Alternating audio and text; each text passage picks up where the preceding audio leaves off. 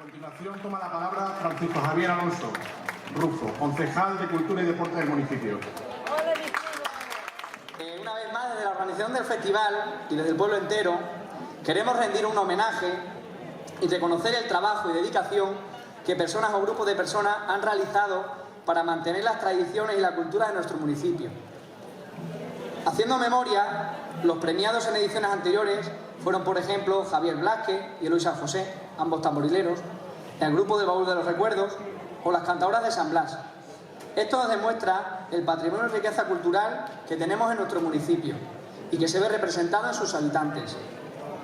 Es por ello que hoy reconocemos también a un grupo de mujeres muy polifacéticas, que de una manera u otra llevan más de 20 años compartiendo experiencias, que han mantenido los cantares y rondas de nuestro pueblo, nos han animado con divertidas representaciones teatrales, también nos han endulzado con los dulces típicos del municipio y han sido las primeras en prestarse a colaborar cuando la televisión venía a nuestro pueblo.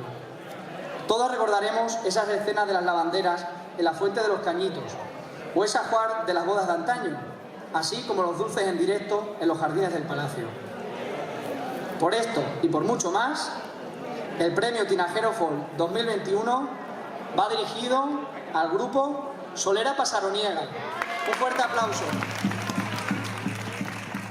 A Solera Pasaroniega, a ellas que siguen cantando los cantares de nuestra tierra, que ya cantaban nuestras madres y también nuestras abuelas, que nos llenan de alegría al oírlas cantar esos cantares que antes que no recordábamos ya.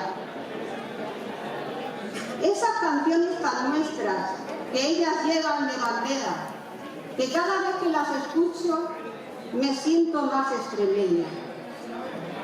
Por eso hoy nuestro homenaje va para todas ellas, para que sigan cantando como solo saben ellas.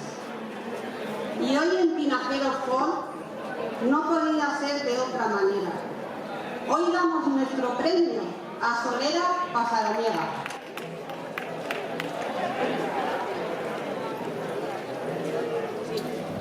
Bueno, ya lo han dicho todo, así que yo no voy a decir más. Nada más darles las gracias al Ayuntamiento por acordarse de nosotros.